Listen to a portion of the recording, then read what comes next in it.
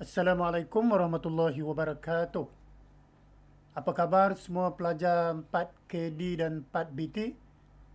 Cikgu harap semua telah pun bersedia untuk mengikuti topik dalam bab 1, Sejarah Tingkatan 4, Warisan Negara Bangsa. Pada pertemuan awal, cikgu telah memberi gambaran menyeluruh tentang bab 1.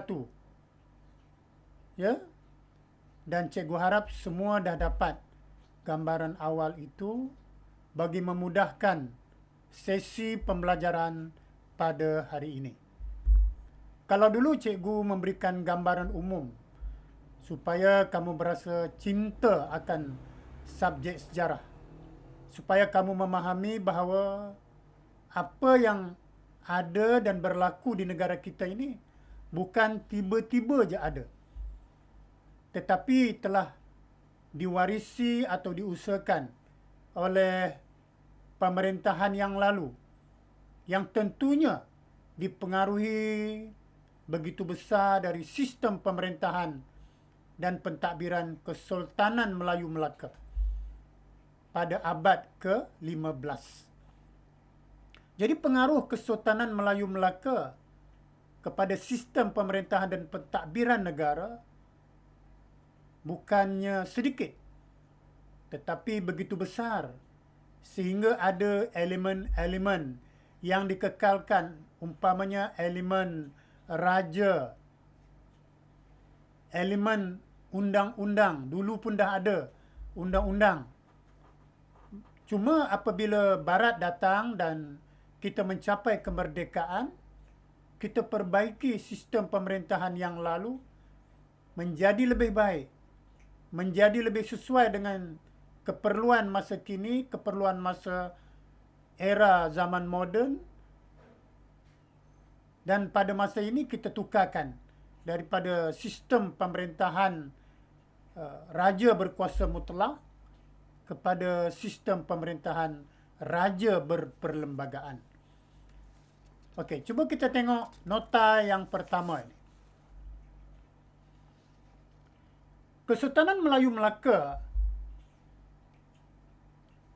sebenarnya dipengaruhi oleh Kerajaan Sriwijaya yang wujud di Palembang, Sumatera. Sementara Kerajaan Sriwijaya itu sendiri dipengaruhi oleh Kerajaan Champa yang wujud pada abad kedua. Dan Kerajaan Champa itu sendiri dipengaruhi oleh pemerintahan Funan pada abad pertama. Kemudian apabila Barat datang, apabila disebut Barat datang, kamu masih ingat tu? Negara Barat pertama yang datang menduduki tanah Melayu, khususnya Melaka, apa? Siapa dapat jawab? Ya, Portugis. Jadi apabila Portugis datang menguasai Melaka pada tahun 1511, kita dapati kerajaan Melayu Melaka runtuh, digantikan oleh sistem pemerintahan Portugis, iaitu negara Barat pertama yang menguasai tanah Melayu. Maka waris Kesultanan Melayu Melaka yang melarikan diri ke Johor telah mengasaskan Kerajaan Melayu Johor Riau. Tetapi asas yang cikgu nak bagi tahu di sini ialah pengaruh Kesultanan Melayu Melaka walaupun jatuh, tetapi masih berkekalan sehingga sekarang. Cuma apabila kita merdeka, kita ubah suai mengikut keperluan dan kehendak zaman agar lebih relevan dengan keperluan pemerintahan dan pentadbiran masa kini. Tengok yang kedua.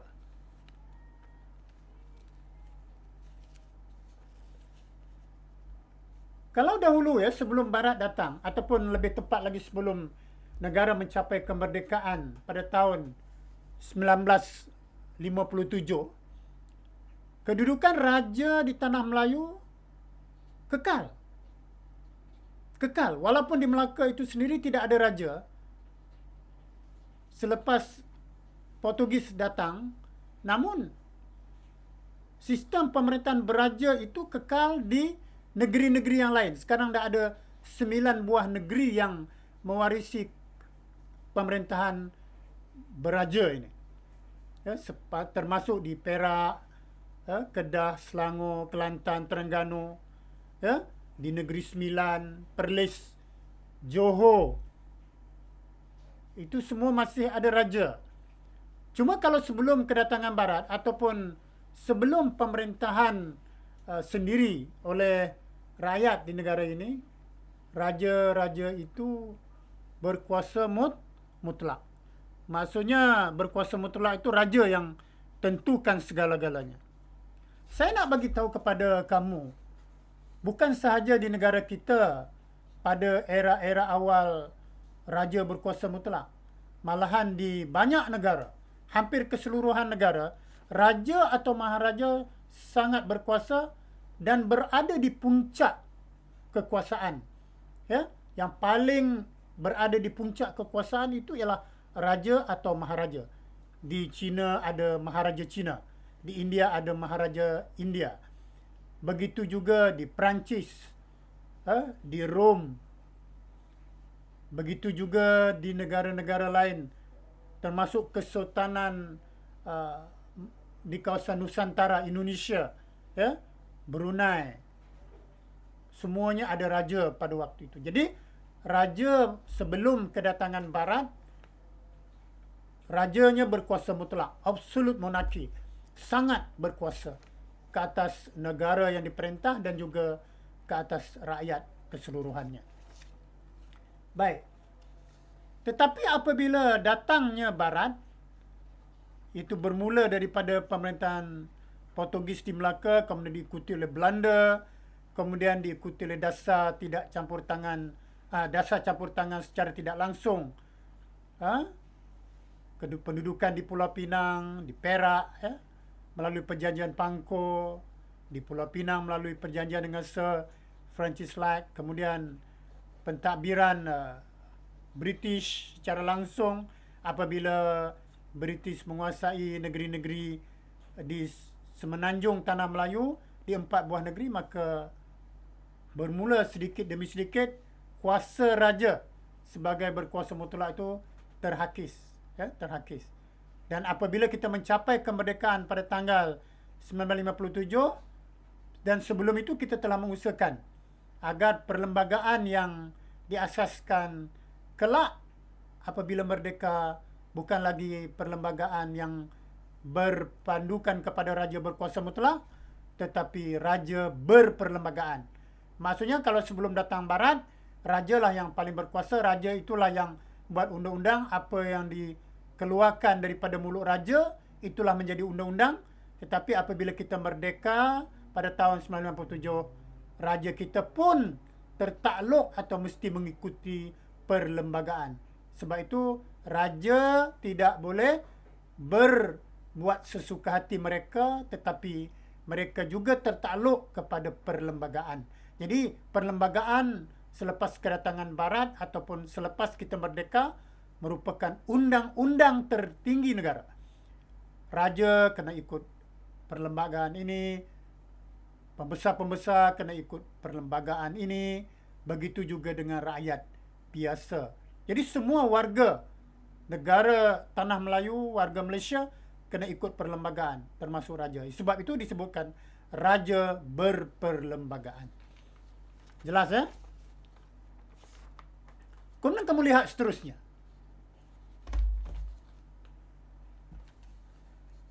Okey. Sebelum kedatangan Barat, seperti yang saya kata tadi, raja berada di puncak. Bukan sahaja di negara kita Tanah Melayu, malahan di hampir semua negara, raja atau maharaja berada di puncak kekuasaan. Dan kenapa saya lukiskan gambar piramid? Gambar 3 segi ini. Ini merupakan satu bentuk pemerintahan yang berhierarki dan tersusun, iaitu raja yang berada di puncak kuasa sangat power, sangat mempunyai pengaruh besar ke atas golongan-golongan di bawahnya, seperti pembesar dan juga rakyat. Jadi kalau kita ikut susunan piramid ini, dua lapis pertama termasuk raja ialah golongan yang memerintah. Dan dua lapis yang bawah tadi, iaitu golongan yang diperintah. Jadi kalau kita tengok tadi ada 4 susunan. Selepas raja yang berada di puncak kuasa, ada kerabat diraja. Termasuk anak-anak raja, isteri-isteri raja, keturunan-keturunan raja. Kemudian diikuti oleh pembesar. Pembesar-pembesar di Melaka yang terdiri pada berbagai-bagai lapis. Ada 4 lapis. Ya. Kemudian di bawahnya, rakyat merdeka. Rakyat merdeka ni termasuklah peniaga, artisan, tukang-tukang, pelukis-pelukis. Ya. Itu mereka terdiri pada rakyat merdeka. Petani pun termasuk. Dan di bawah itu hamba. Dulu ada hamba. Semasa raja berkuasa mutlak, ada hamba. Di banyak negara ada hamba. Bukan kata di Melaka sahaja, tetapi juga di negara-negara lain juga ada hamba. Contohnya di Mesir, Firaun berada di puncak kuasa. Tetapi golongan yang paling bawah tetap hamba. Jadi susunannya tetap sama, susunan piramid. Ya? Hamba berada di bawah. Kalau tak ada hamba, tentulah tidak terbangun piramid yang tinggi di Mesir, tidak terbangun Sphinx, salah satu binaan ajaib di dunia. Ini dibina oleh hamba yang dikerah oleh Firaun dan pembesar-pembesar Mesir. Begitu juga tembok besar negara China juga dibangunkan oleh hamba-hamba yang begitu ramai. Kalau tidak, bagaimana batu-batu blok yang begitu besar, yang waktu itu belum ada teknologi moden pembinaan, boleh dihasilkan begitu panjang dan begitu tinggi, semua dilakukan oleh hamba. Begitu juga di tanah Melayu, khususnya Melaka. Jadi, saya ulang balik, raja berada di puncak kuasa, diikuti golongan pemerintah, iaitu kerabat diraja, pembesar, kemudian diikuti oleh golongan diperintah, rakyat merdeka dan juga hamba. Rakyat merdeka ni tadi saya sebutkan beberapa contoh seperti peniaga, tukang, artisan, ya, juru ukir, kemudian petani. Kemudian hamba ini ada hamba yang keturunan warisan, ada hamba yang dibeli, ya, macam-macam hamba, hamba tawanan, ya, akibat daripada perang. Banyak jenis hamba. Jadi golongan ini sangat setia kepada raja sebab pada waktu itu raja berkuasa mutlak. Ada nak tanya? Ada nak tanya tak? Faham? Okey, terima kasih. Kita teruskan dengan lembaran seterusnya. Kamu tengok yang tadi. Tadi saya sebutkan ada bawah yang kedua golongan memerintah itu pembesar. Okey, pembesar ini kita boleh bahagikan kepada beberapa lapisan. Sebab itu pemerintah itu kita namakan sistem pembesar 4 lipatan. Ada 4 lipatan pembesar. Pembesar yang berada di atas sekali, yang kecil itu, di puncak itu selepas raja ialah pembesar berempat. Kemudian diikuti di bawahnya pembesar berlapan. P itu pembesar. Kemudian seterusnya pembesar 16. Kemudian di bawah sekali pembesar 32. Senang je formula dia. 4, 8, 16, 32. 4 kali 2, 8. 8 kali 2, 16. 16 kali 2, 32. Jadi sistem pembesar dalam bentuk yang begini dinamakan sistem pembesar 4 lipatan. Ulang balik. Ya, sistem pembesar 4 lipatan. Sistem pembesar 4 lipatan meliputi pembesar berempat, pembesar berlapan, pembesar 16 dan pembesar 32. Nampak ya? Jelas sekali. Kemudian kita lihat ya, sistem pembesar 4 lipatan itu, kita tengok sistem pembesar yang berada di dalam kelompok pembesar berempat. Siapakah pembesar berempat itu? Dan pembesar berempat itu pembesar yang paling berkuasa selepas raja. Mereka membantu raja dalam pengurusan pentadbiran, pengurusan hal ehwal negeri dan sebagainya. Ya, jadi tenaga mereka sangat penting. Ya, pembesar berempat ini. Siapakah pembesar berempat ini pada zaman Kesultanan Melayu berkuasa mutlak? Okey, ini dia. Ini okey. Sebelum itu cikgu nak bagi contoh. Sebelum kita masuk pembesar berempat, siapa dia? Apakah jawatan-jawatan pembesar berempat? Ini contoh-contoh nama 4 orang raja ataupun sultan yang terkenal di zaman Melaka pada abad ke-15. Sebelum Melaka jatuh di tangan Portugis atau Feringgi pada tahun 1511. Pertama, Sultan Muzaffar Shah. Sultan Muzaffar Shah inilah sultan yang pertama menggunakan gelaran sultan. Sebelum itu, gelaran sultan tidak digunakan. Gelaran raja diambil pada peringkat awal. Misalnya, raja yang membuka Melaka bernama Parameswara. Parameswara mengambil gelaran raja. Malahan selepas dia memeluk Islam pun dia masih belum menggunakan gelaran sultan. Dia masih menggunakan Raja Megat Iskandar Shah. Daripada Raja Parameswara Dewa Shah ditukar namanya kepada Megat Iskandar Shah, tetapi masih belum mengambil gelaran sultan. Tetapi raja pertama yang mengambil gelaran sultan secara rasmi adalah Sultan Muzaffar Shah. Maka zaman Sultan Muzaffar Shah diasaskan pemerintahan yang menggunakan Islam sebagai agama rasmi. Sultan Muzaffar Shah. Keduanya Sultan Mansur Shah. Sangat terkenal sebab pada waktu pemerintahan Sultan Mansur Shah, banyak negara dikuasai, termasuk negara-negara sebahagian besar kepulauan Sumatera dikuasai oleh Sultan Mansur Shah. Ya. Pelabuhan Melaka pun sangat terkenal di seantero dunia pada waktu itu. Banyak kapal yang berlabuh, banyak pedagang datang, pedagang dari Myanmar, dari Jepun, dari Turki, dari Parsi, dari Arab. Ya. Kemudian yang terkenal juga Sultan Alauddin Riayat Shah yang mempunyai semangat rakyat yang jitu. Salah satu cerita tentang Sultan Alauddin Riayat Shah ini, dia menyamar, baginda menyamar sebagai orang biasa untuk melihat sejauh manakah pembesar-pembesarnya mengawal keselamatan negeri Melaka. Jadi disitulah beliau berjaya mengesan, menangkap pencuri. Ya. Jadi beliau turun ke gelanggang sebenar dengan menyamar sebagai rakyat biasa untuk mengenal pasti kedudukan keselamatan negerinya dan melihat sejauh manakah negeri Melaka terancam oleh musuh. Hanya beliau dapat menangkap pencuri. Itu kelebihan yang ada pada Sultan Alauddin Riayat Shah. Ya. Kemudian kita lihat yang itu Sultan Mahmud Shah. Sultan Mahmud Shah ni terkenal kerana pada eranya lah Portugis datang ke Melaka dan akhirnya Portugis menjatuhkan Melaka pada tahun 1511.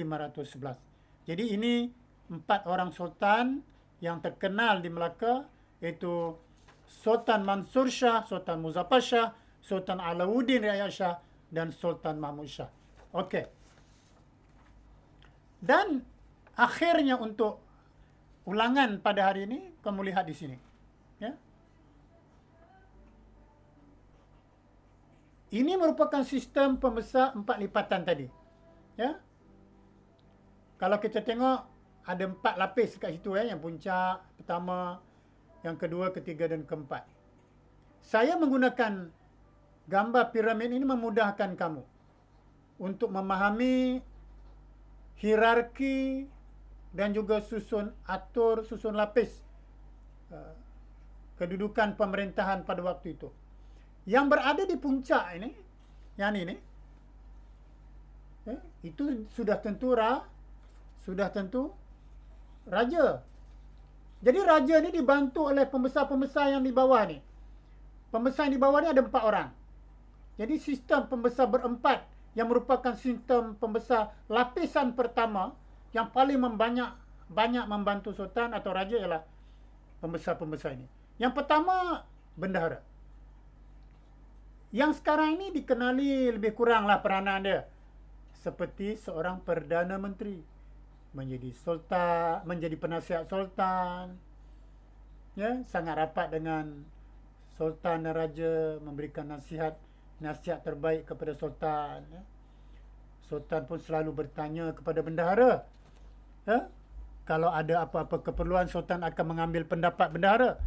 Jadi bendahara ni bukan calang-calang orang. Baginda ataupun bendahara kena beri nasihat benar. Peranan ni sama dengan Perdana Menteri sekarang. Ya, bendahara juga menjaga soal keamanan, keselamatan, keseluruhan negara. Ketua kepada pentadbiran keseluruhan. Ya. Kemudian yang kedua di bawah bendahara yang peranannya sekarang sama dengan Perdana Menteri ialah siapa? Ya, ialah penghulu bendahari. Penghulu bendahari ini menjaga soal-soal hasil mahsul negara, khazanah negara, harta benda negara, harta benda istana, termasuk kutipan-kutipan, cukai dan sebagainya, diurus oleh penghulu bendahari. Kalau di peringkat organisasi badan-badan di sekolah ada persatuan-persatuan kan, kelab-kelab, badan-badan, ada bendaharinya, dia pegang wang.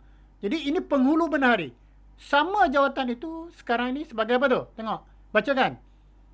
Ya, Menteri Kewangan, bukan calang-calang, perlu amanah, perlu ada integriti, perlu dipercayai untuk menguruskan kewangan negara. Kemudian kewangan negara ini digunakan untuk apa pada waktu itu? Bina istana, perbelanjaan, kelengkapan tentera perang, itu semua menggunakan wang khazanah negara yang dijaga oleh penghulu bendahari yang peranannya sama dengan Menteri Kewangan sekarang. Kemudian diikuti oleh Temenggung. Temenggung ni sama dengan jawatan Ketua Polis Negara sekarang. Jadi soal keselamatan di darat, dalam kawasan di negeri Melaka itu Temenggung. Temenggung ni macam ketua polis, menjaga keamanan, keselamatan daripada pelompak, lanun, pergaduhan yang berlaku di darat dijaga oleh Temenggung.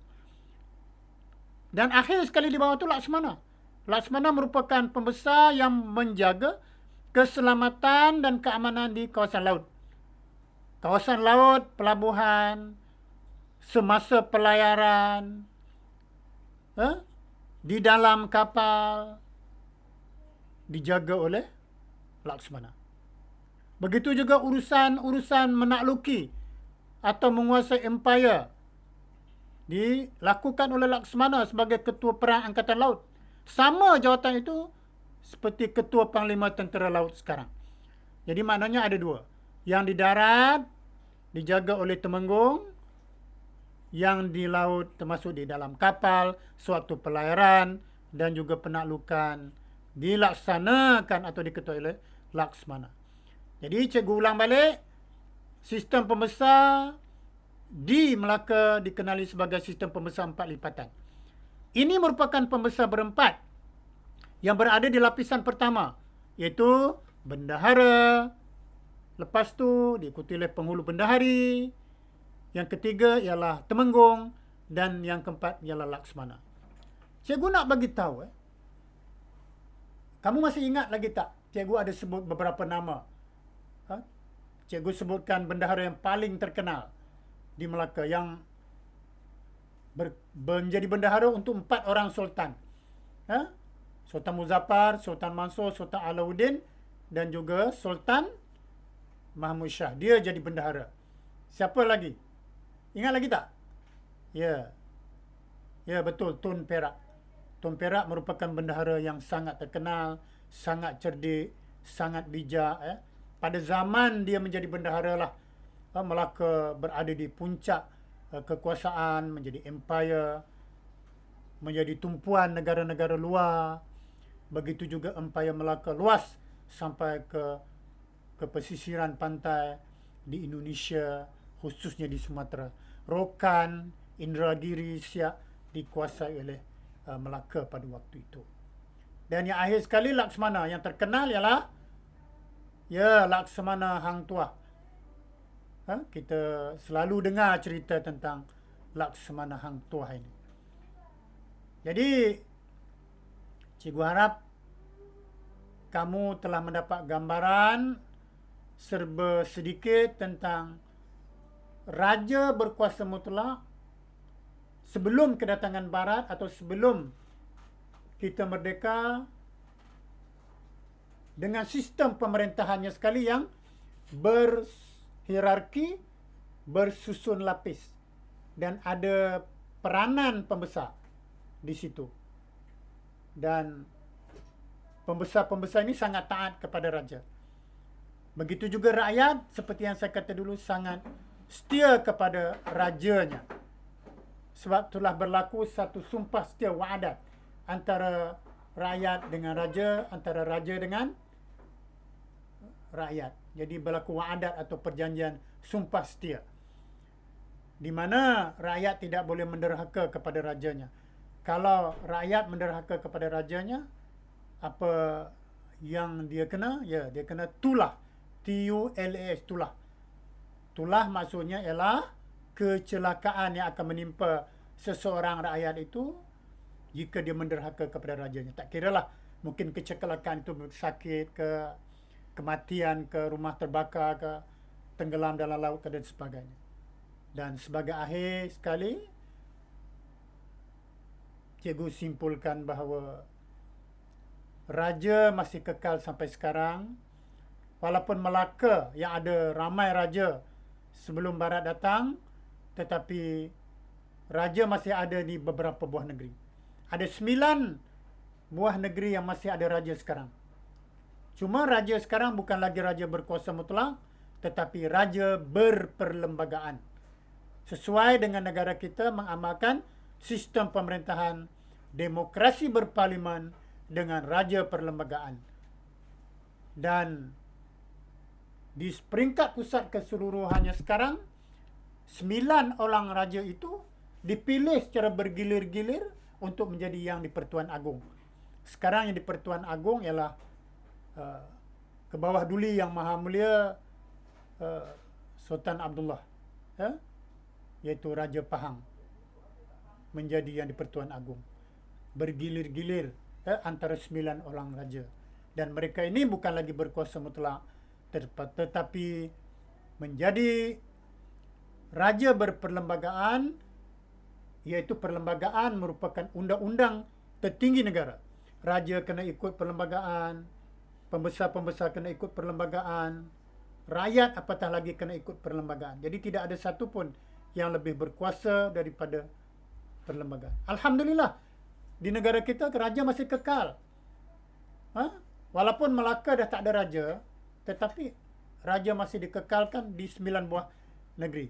Saya sebutkan seperti lalu, raja-raja yang masih ada ialah di Perlis, Kedah, Kelantan, Terengganu, Perak, Selangor, kemudian diikuti oleh Terengganu, Kelantan, kemudian satu lagi adalah Johor. Jadi 9 orang raja masih kekal di bawah raja berperlembagaan.